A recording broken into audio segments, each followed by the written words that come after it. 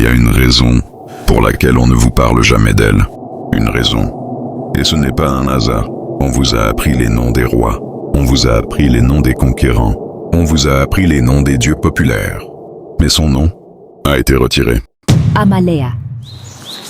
Bien avant les royaumes, bien avant les couronnes, bien avant que les hommes ne décident qu'ils étaient maîtres du monde, il existait une force. Pas une force de guerre, pas une force de domination. Une force d'équilibre. Amalea n'attaquait pas, elle révélait. Quand un roi devenait injuste, il ne tombait pas par l'épée, il tombait par lui-même.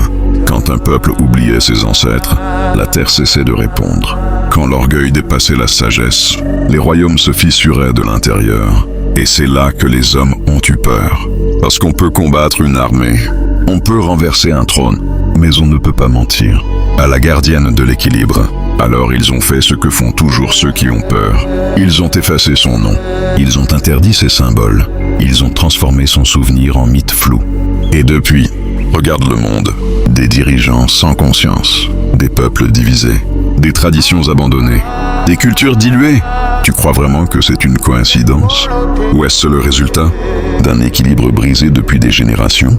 Amalea ne demandait pas d'adoration. Elle demandait la responsabilité. Elle demandait que le pouvoir soit accompagné de sagesse. Elle demandait que l'amour soit accompagné de vérité. Parce que l'amour sans vérité devient manipulation. Et le pouvoir sans équilibre devient oppression.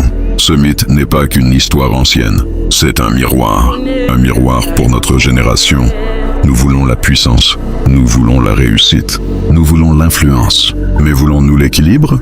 Les anciens disaient une chose. Une seule. Une force effacée n'est jamais morte. Elle attend. Elle attend que son peuple se souvienne.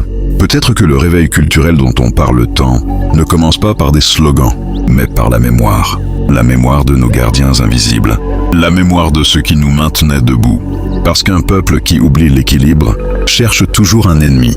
Mais un peuple qui retrouve sa mémoire retrouve sa puissance. Et peut-être que le nom qu'on a tenté d'effacer est justement celui qui doit être prononcé aujourd'hui. Amalea.